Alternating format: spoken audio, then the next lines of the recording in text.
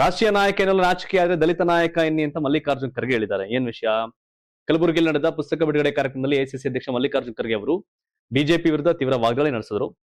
ತಮ್ಮನ್ನ ಕೇವಲ ದಲಿತ ನಾಯಕ ಅಂತ ಗುರುತಿಸುವ ರಾಜಕೀಯದ ಹಿಂದೆ ಇರುವ ಮನಸ್ಥಿತಿಯನ್ನು ಪ್ರಶ್ನಿಸಿದ ಖರ್ಗೆ, ರಾಷ್ಟ್ರೀಯ ನಾಯಕ ಎಂದು ಕರೆಯಲು ನಿಮಗೆ ನಾಚಿಕೆ ಆದ್ರೆ ದಲಿತ ನಾಯಕ ಅಂತ ಕರೀರಿ ಅಂತ ಟೀಕೆ ಮಾಡಿದರು. ಒಂದೇ ಮಾತ್ರ ಮತ್ತು ರಾಷ್ಟ್ರಗೀತೆ ಕುರಿತು ನಡೆಯುತ್ತಿರ್ತಕ್ಕಂಥ ಚರ್ಚೆಯನ್ನ ಪ್ರಸ್ತಾಪಿಸಿದ ಅವರು, ಇತಿಹಾಸವನ್ನ ಸರಿಯಾಗಿ ತಿಳಿಯದೆ ದೇಶದ ಐತಿಹಾಸಿಕ ಗೀತೆಗಳಲ್ಲಿ ಬದಲಾವಣೆ ಮಾಡಲು ಮುಂದಾಗುವುದು ಸರಿಯಲ್ಲ. ರಾಷ್ಟ್ರಗೀತೆ ಅಥವಾ ಒಂದೇ ಮಾತರಂ ಕುರಿತು ರಾಜಕೀಯ ಮಾಡುವ ಬದಲು ದೇಶದ ಇತಿಹಾಸ ಮತ್ತು ಸ್ವಾತಂತ್ರ್ಯ ಹೋರಾಟದ ಹಿನ್ನೆಲೆಯನ್ನ ಅರ್ಥ ಮಾಡ್ಕೊಳ್ಬೇಕು ಅಂತ ಪ್ರತಿಪಾದಿಸಿದ್ರು. ಅದರ ಜೊತೆಗೆ ಸ್ವಾತಂತ್ರ್ಯ ಹೋರಾಟದ ಸಂದರ್ಭದಲ್ಲಿ ಬ್ರಿಟಿಷರ ಪರವಾಗಿದ್ದವರೇ ಎಂದು ಕಾಂಗ್ರೆಸ್ಗೆ ದೇಶಭಕ್ತಿಯ ಪಾಠ ಮಾಡ್ತಿದ್ದಾರೆ ಅಂತ ಬಿಜೆಪಿ ವಿರುದ್ಧ ವ್ಯಂಗ್ಯವಾಡಿದ್ರು. ಸ್ವಾತಂತ್ರ್ಯ ಸಿಕ್ಕ ಬಳಿಕ ಪ್ರಜಾಪ್ರಭುತ್ವ ವ್ಯವಸ್ಥೆಗೆ ಬನ್ನಿ, ಚುನಾವಣೆ ಸ್ಪರ್ಧಿಸಿ ಪ್ರಧಾನಿ ಅಥವಾ ಮುಖ್ಯಮಂತ್ರಿ ಆಗಿ ಅಂತ ಕರೆ ತಂದಿದ್ದೆ ಕಾಂಗ್ರೆಸ್. ಆದ್ರೆ ನಾವು ತಂದು ಸಾಕಿದ ಬೆಕ್ಕು ಈಗ ನಮಗೆ ಮಿಯಾವ್ ಎನ್ನುತ್ತಿದೆ ಅಂತ ವ್ಯಂಗ್ಯವಾಡಿದ್ರು. ದೇಶದ ಶಿಕ್ಷಣ ವ್ಯವಸ್ಥೆಯನ್ನು ಸಂಪೂರ್ಣವಾಗಿ RSS ಅಡ್ಡೆಯನ್ನಾಗಿ ಮಾಡಲಾಗುತ್ತಿದ್ದು 3 ಲಕ್ಷ ಕೋಟಿ ರೂಪಾಯಿ ಖರ್ಚು ಮಾಡಿದ್ರು ಬುಲೆಟ್ ಟ್ರೈನ್ ತರಲಾಗದವರು ವಿದ್ಯಾರ್ಥಿಗಳ ಮೇಲೆ ಬುಲೆಟ್ ಹಾರಿಸಿದ್ದಾರೆ ಅಂತ ಕಿಡಿಕಾರಿದ್ರು. ದೇಶದಲ್ಲಿ ಜಾತಿ ಆಧಾರಿತ ಗುರುತಿನ ಬದಲು ಎಲ್ಲರನ್ನ ಸಮಾನವಾಗಿ ಕಾಣುವ ಮನೋಭಾವ ಬೆಳೆಸಬೇಕು ಅಂತ ಹೇಳಿದ್ರು. ಇದೇ ವೇಳೆ ಶಿಕ್ಷಣ ವ್ಯವಸ್ಥೆ, ವಿದ್ಯಾರ್ಥಿಗಳ ಸಮಸ್ಯೆಗಳು ಹಾಗೂ ಸಾಮಾಜಿಕ ಸಮಾನತೆಯ ವಿಚಾರಗಳನ್ನ ಪ್ರಸ್ತಾಪಿಸಿದ ಖರ್ಗೆ, ನೆಹರು ಮತ್ತು ಡಾಕ್ಟರ್ BR ಅಂಬೇಡ್ಕರ್ ಪ್ರತಿಪಾದಿಸಿದ ವೈಜ್ಞಾನಿಕ ಹಾಗೂ ಸಮಾನತೆ ತತ್ವಗಳಿಂದ ತಾವು ಹಿಂದೆ ಸರಿಯೋದಿಲ್ಲ ಅಂತ ಸ್ಪಷ್ಟಪಡಿಸಿದ್ರು. ಜಾತಿ ರಹಿತವಾದಂತ ವ್ಯವಸ್ಥೆ ಬೇಕು ಅಂತ ಇದೀನಿ ಅಂದ್ರೆ, ಜಾತಿ ರಹಿತವಾದಂತ ವ್ಯವಸ್ಥೆ ಬೇಕು ಅಂದ್ರೆ ಜಾತಿಯನ್ನ ರೆಕಗ್ನೈಸ್ ಆಗುವಂತ, ಜಾತಿ ಕಾರಣಕ್ಕೆ ಇದಾಗುವಂತ ಎಲ್ಲಾ ವ್ಯವಸ್ಥೆಯನ್ನ ತೆಗೆಯೋ ಬಗ್ಗೆ ಹೇಳ್ತಿದ್ದೀರಾ. ಒಂದಷ್ಟು ಗೊಂದಲಗಳಿದೆ. ಊರಲ್ಲಿ ಕೂಲಿ ನಾಲಿ ಮಾಡಿ ಬದುಕುವ ಹಿಂದುಳಿದ ಸಮುದಾಯಕ್ಕೆ ದವ್ರು ಆರಾಮಾಗಿ ಅವ್ರ ಕೆಲಸ ಸಿಗ್ತಿಲ್ಲ, ಏನಿಲ್ಲ. ಆದ್ರೆ ಇಲ್ಲಿ ಬೆಳೆದವ್ರೆ ಖರ್ಗೆ ಅವರೇ ಮೀಸಲು ಕ್ಷೇತ್ರಕ್ಕೆ ಹೋಗ್ತಾರೆ, ಖರ್ಗೆ ಮನೆ ಮೀಸಲು ಕ್ಷೇತ್ರಕ್ಕೆ ಹೋಗ್ತಾರೆ. ಆದ್ರೆ ಮನೆ ಸದಾಶಿವನಗರದಲ್ಲಿ. ಲೈಕ್ ಅಂದ್ರೆ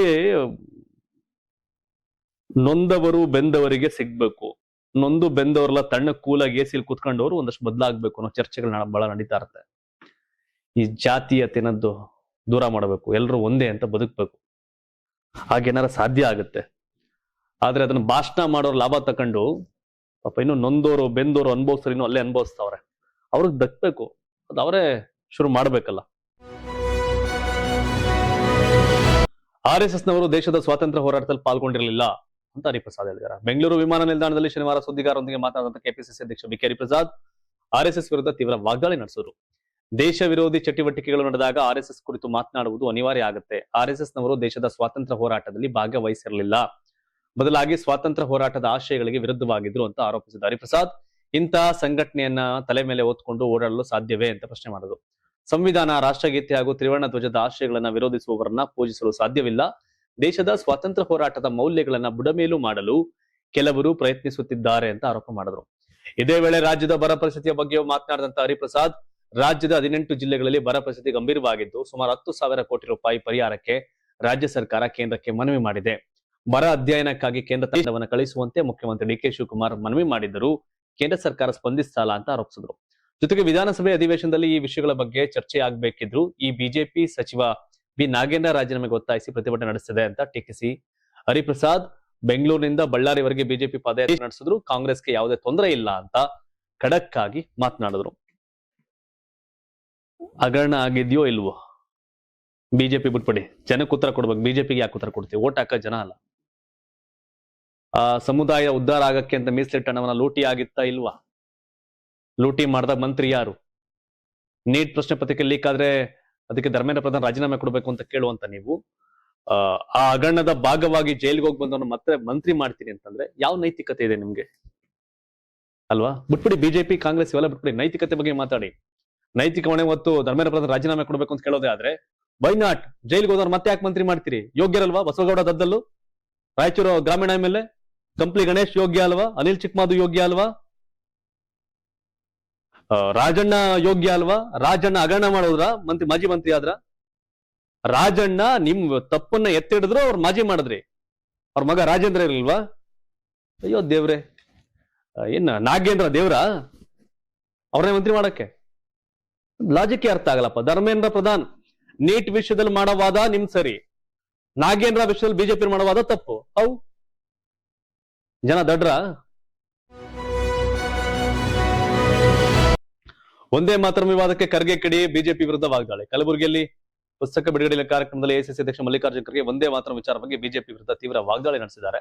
ನಿಮಗೆ ಒಂದೇ ಮಾತ್ರ ಓದಲು ಬರುವುದಿಲ್ಲ, ಈಗ ಅದನ್ನ ಬದಲಾವಣೆ ಮಾಡಲು ಹೊರಟಿದ್ದೀರಿ. ನಾಳೆ ಬೇರೆ ಸರ್ಕಾರ ಬಂದು ರಾಷ್ಟ್ರಗೀತೆಯನ್ನು ಬದಲಾಯಿಸಿದ್ರೆ ದೇಶದ ಸ್ವಾಭಿಮಾನ ಎಲ್ಲಿ ಉಳಿಯುತ್ತೆ ಅಂತ ಕರೆಕ್ಟ್ ಪ್ರಶ್ನೆ ಮಾಡಿದ್ದಾರೆ. ಒಂದೇ ಮಾತ್ರಂನ 2 ಚರಣಗಳನ್ನ ಆಡಿದವರನ್ನೇ ದೇಶದ್ರೋಹಿ ಅಥವಾ ಅರ್ಬನ್ ನಕ್ಸಲ್ ಅಂತ ಕರೆಯಲಾಗ್ತದೆ ಅಂತ ಆರೋಪ ಮಾಡಿದ್ರು. ಇದೇ ವೇಳೆ ಪ್ರಧಾನಿ ನರೇಂದ್ರ ಮೋದಿ, ಗೃಹ ಸಚಿವ ಅಮಿತ್ ಶಾ ಹಾಗೂ RSS ವಿರುದ್ಧವೂ ಖರ್ಗೆ ಟೀಕೆ ಮಾಡಿದ್ರು. ಶಿಕ್ಷಣ ವ್ಯವಸ್ಥೆಯಲ್ಲಿ RSS ಪ್ರಭಾವ ಹೆಚ್ಚುತ್ತಿದೆ ಅಂತ ಆರೋಪಿಸಿದ ಅವರು, ವಿವಿಧ ಸಂಸ್ಥೆಗಳಲ್ಲಿ ಸಂಘದವರನ್ನೇ ನೇಮಕ ಮಾಡಲಾಗ್ತದೆ ಅಂತ ಪ್ರಶ್ನೆ ಮಾಡಿದ್ರು. ತಮ್ಮನ್ನ ಕೇವಲ ದಲಿತ ನಾಯಕ ಅಂತ ಕರೆಯುವುದಕ್ಕೂ ಆಕ್ಷೇಪ ವ್ಯಕ್ತಪಡಿಸಿದ ಖರ್ಗೆ, ನಾನು ಕಾಂಗ್ರೆಸ್ ನಾಯಕ, ರಾಷ್ಟ್ರೀಯ ಅಧ್ಯಕ್ಷ ಅಂತ ಹೇಳಿದ್ರು. AICC ಅಧ್ಯಕ್ಷ ನೀವೇ ಆದ್ರೂ ನಿರ್ಧಾರ ತಗೊಳ್ಳೋದು ರಾಹುಲ್ ಗಾಂಧಿ, ಸೋನಿಯಾ ಗಾಂಧಿ. ಸಂವಿಧಾನದ ಬುಕ್ಕನ್ನು ಹಿಡ್ಕತ್ತೀರಿ. ಸಂವಿಧಾನ ಬರೆದಂತ ಅಂಬೇಡ್ಕರ್ ಅವರಿಗೆ ಸೋಲ್ಸಿದ್ದು ಕಾಂಗ್ರೆಸ್ ಅಂತ ಬಿಜೆಪಿ ಆರೋಪ ಮಾಡ್ತಾರೆ. ಅವ್ರಿಗೆ ದೆಹಲಿಲಿ ಜಾಗ ಕೊಡ್ಲಿಲ್ಲ, ಮುಂಬೈಗೆ ಹೋಗುವಂತ ಸನ್ನಿವೇಶ ಬಂತು ಅಂತ ಆರೋಪ ಮಾಡ್ತಾರೆ. ಅದಕ್ಕೆಲ್ಲ ಎಲ್ಲಿ ಕೊಡ್ತೀವಿ ಉತ್ತರಗಳನ್ನ? ಈಗ ಹೆಂಗಾಗಿದೆ, ಇಬ್ರು ವೈಟ್ ಶರ್ಟ್ ಹಾಕೊಂಡ್ ಕೆಸರನ್ನ ಅವ್ರು ನಿಮ್ಗೆ ಎರ್ಚೋ, ನೀವು ಅವ್ರಿಗೆ ಎರ್ಚಿದಿರಿ. ಜನಗಳ ದೃಷ್ಟಿಯಿಂದ ಇಬ್ರು ಕೂಡ ಒಂದೇ, ಕಾಂಗ್ರೆಸ್ ಬಿಜೆಪಿ. ಒಂದೇ ಮಾತರಂ ರಾಷ್ಟ್ರಗೀತೆ ಬಗ್ಗೆ ಮಾತಾಡ್ತಿದ್ದೀರಿ. ಸಂವಿಧಾನ ಬರೆದಂತ ಅಂಬೇಡ್ಕರ್ಗೆ ನೀವೇನ್ ಮಾಡಿದ್ರಿ ಅಂತ ಬಿಜೆಪಿ ಅವ್ರು ಹೇಳ್ತಾರೆ, ನೀವು ತಿರುಗ್ತಾ ಇದೀರಿ ಸರಿ ಇಲ್ಲ ಅಂತ ಅವ್ರು ಹೇಳ್ತಾರೆ. ಇಬ್ರು ಸರಿ ಇಲ್ಲ ಅಂತ ನೋಡಿದ್ರು ಅನ್ಕೋತಾರೆ.